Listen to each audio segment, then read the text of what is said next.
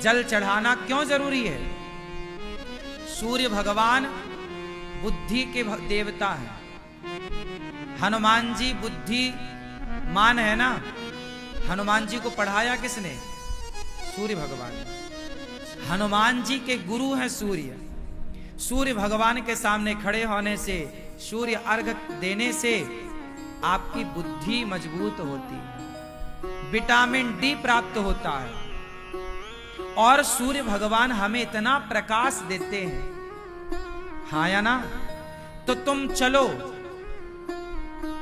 इसलिए मत चढ़ाओ कि वो भगवान है और जल चढ़ाना चाहिए। अरे इसलिए चढ़ाओ कि वो आपको फ्री में प्रकाश देते हैं, तो कम से कम एक लोटा जल दे के उनका थैंक यू तो करो, धन्यवाद तो दो।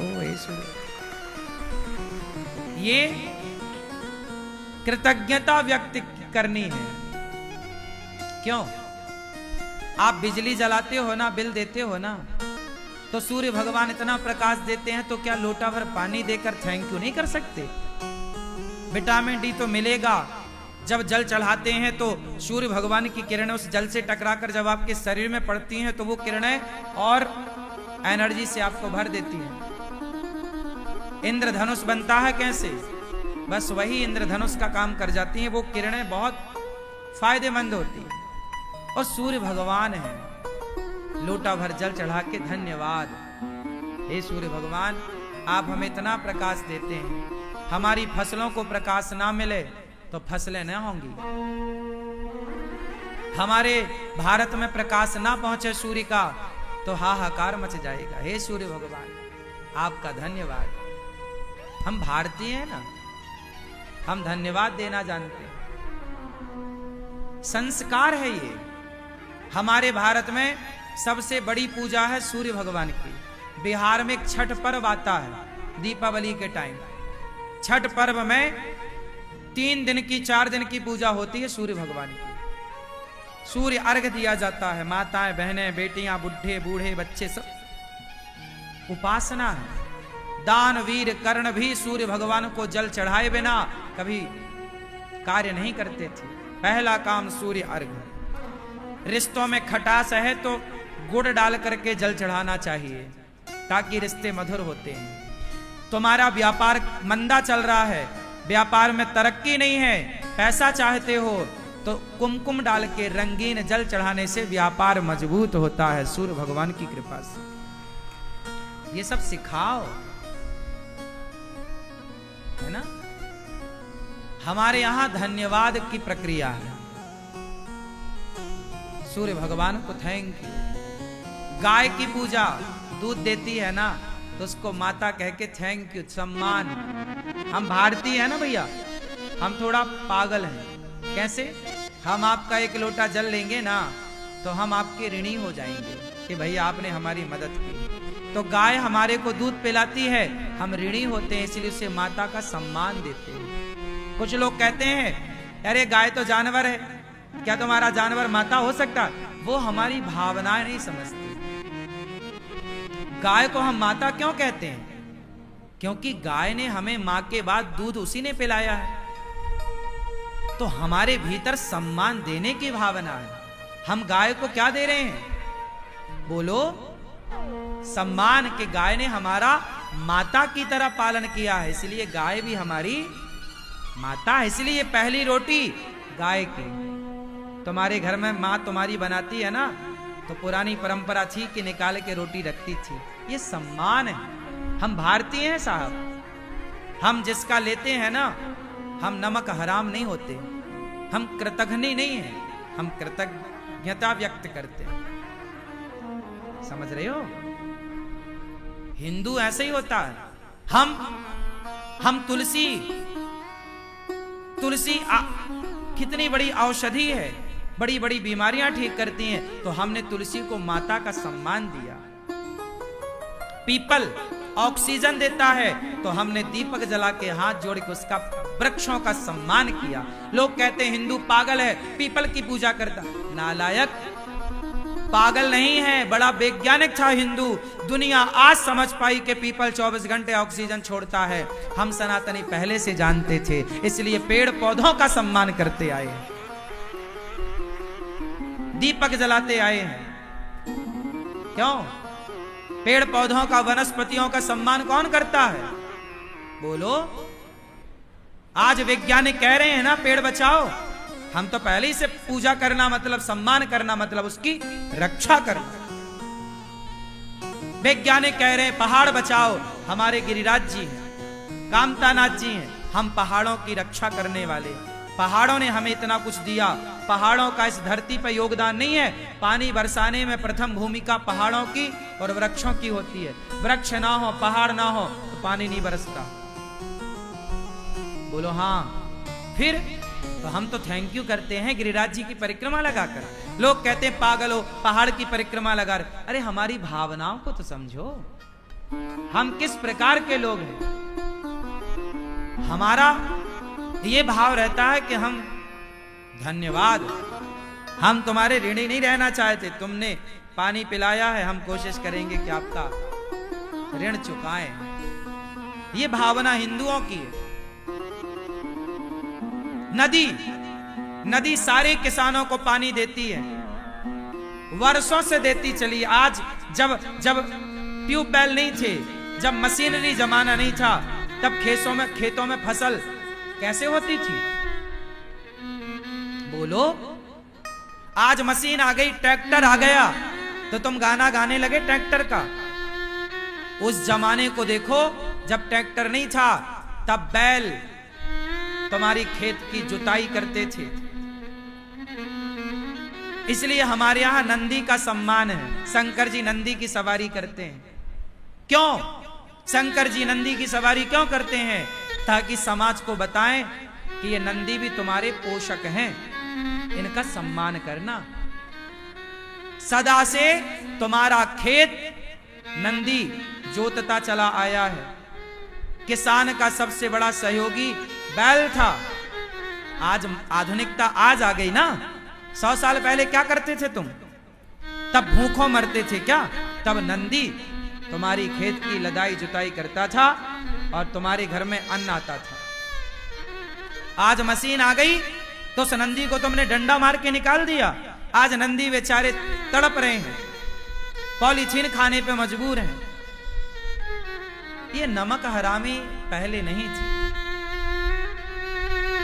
आज मशीनरी आ गई है, काम फास्ट हुआ है, लेकिन गौवंश को जिसने करोड़ों वर्षों से तुम्हारा पालन किया है, तुम्हारे बाप दादे परदादे उनके दादा उनके परदादा 100 पीढ़ी पीछे जाओ, तुम्हारी 100 पीढ़ियों का पेट गाय ने भरा है, तुम्हारी 100 पीढ़ियों का पेट बैल ने भरा है, तुम्हारी 100 पीढ़ियों की खेती बाड़ी में सहयोग गाय का था। यह बात सही है या गलत है? चाहे वो हिंदू था या मुसलमान था या सिख था या ईसाई था, सबके घर में गाय थी, सबके घर में बैल थे और बैलों से हल चलता था। क्यों जी, बात सही है कि गलत बोल रहे हैं? तो तुम्हारे 100 पीढ़ी तक का पालन किसने किया? बोलो। गाय बैलों ने। 100 पीढ़ी तुम्हारी, 1000 पीढ़ी तुम्हारी गाय का उपकार मानती चली आई है। और आज तुम्हारे शासन में, तुम्हारे होते हुए वही गाय कट रही है कत्ल खाने में। और तुम बता रहे हो हम बहुत इंटेलिजेंट, हम बहुत आधुनिक। जैसे गाय ने तुम्हारे पीढ़ी को बचाए रखा, आज उस गाय को बचाने का नंबर आ गया तो तुम भाग गए, एक गाय की सेवा ना कर पाए और अपने आप को बहुत इंटेलिजेंट समझते हो।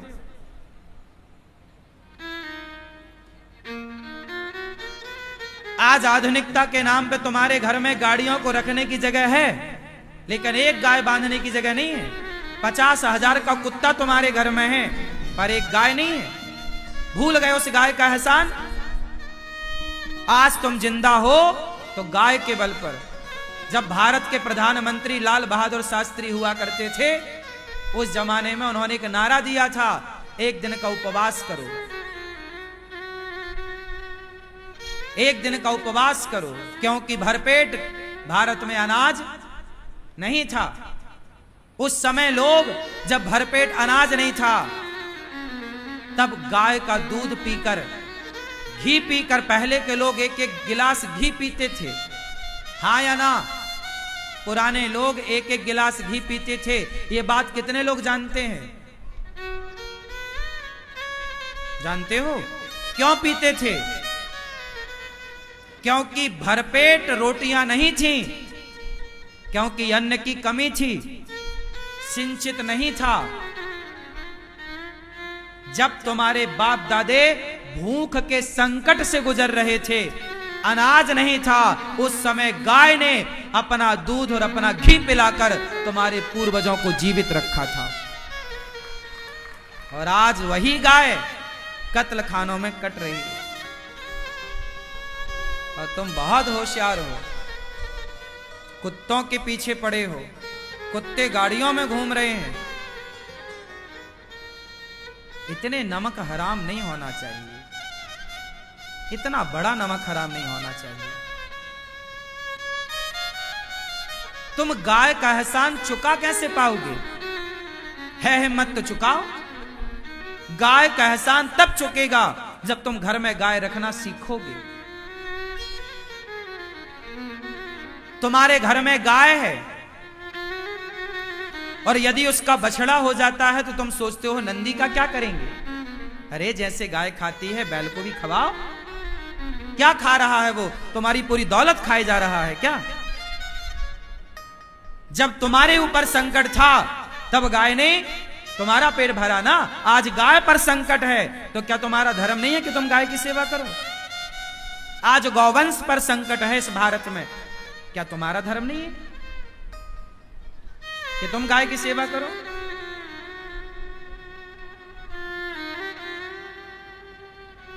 गौरी गोपाल गौशाला में ये दास अनिरुद्ध गायों की सेवा करता। हमारे यहाँ 50 नंदी हैं, 50 बैल, 50 से ज्यादा। वो सारे नंदी हमारे यहाँ रहते हैं, आनंद से खाते पीते मस्त। हम तो करते हैं। 350 गाय हैं गौरी गोपाल गौशाला में।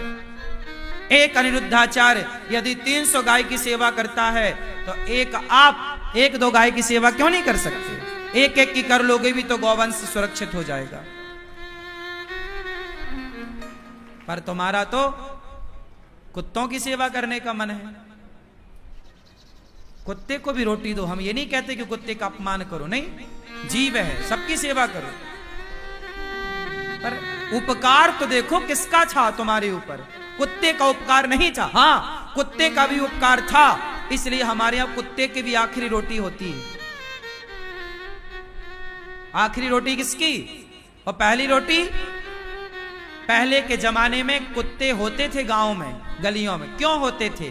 गांव में कोई जंगल का शेर घुस आता था, जंगली जानवर घुस आता था, तो कुत्ता भौंक भौंक के गांव वालों को सावधान करते थे। तो गांव वालों ने सोचा कि भाई ये कुत्ता हम लोगों का रक्षक है, तो कुत्ते को भी रोटी देना शुरू किया। उपकार मानते हैं कुत्तों का हम, इसलिए तो हमारे बुजुर्गों ने कुत्तों को रोटी दी पहली, आखिरी। आज भी हमारे घरों में, हिंदुओं के घर में यह परंपरा है, पहली रोटी गाय को, आखिरी रोटी। हम ऐसे हिंदू हैं, हम कुत्ते का भी एहसान मान रहे हैं, पर कुत्ते गलियों में अच्छे लगते हैं साहब। तुम्हारा मुंह चाटें अच्छा नहीं है। गाय घर के अंदर अच्छी लगती है, कुत्ता घर के बाहर अच्छा लगता है। उल्टा हो गया, गाय बाहर हो गई, कुत्ता भीतर हो गया। इसलिए व्यवस्था तहस नहस।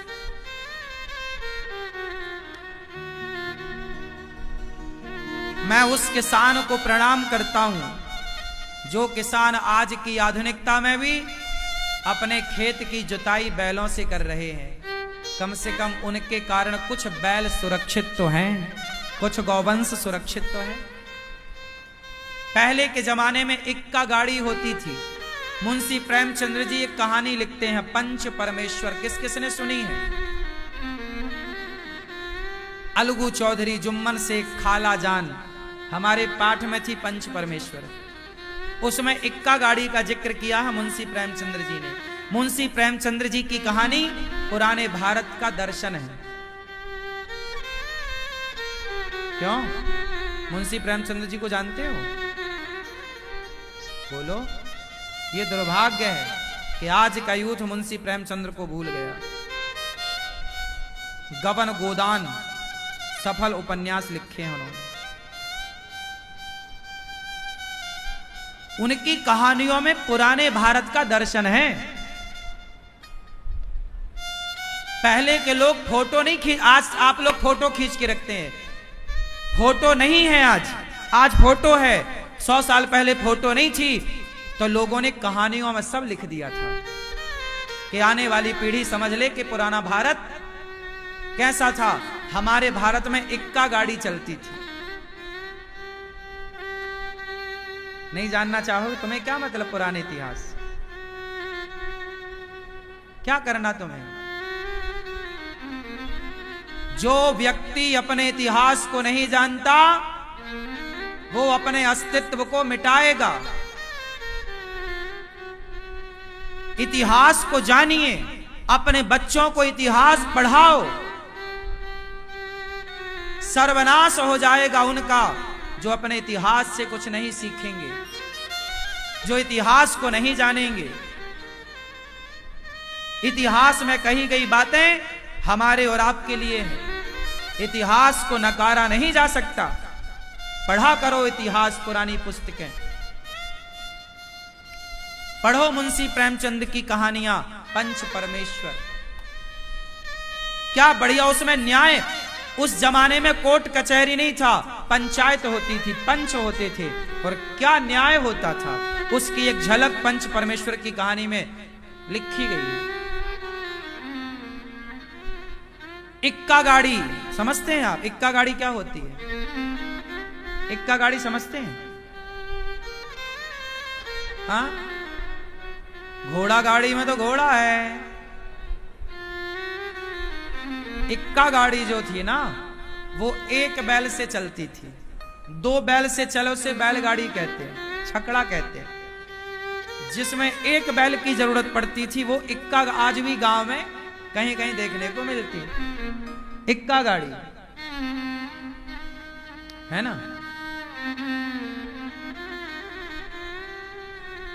वो गाड़ियां थी, पहले के लोग यात्राएं करते थे। पुराना भारत था। मेरी इस सारी बातों का निष्कर्ष ये है, आप सबसे हाथ जोड़ के प्रार्थना है कि गौ माता के बारे में सोचिए कुछ।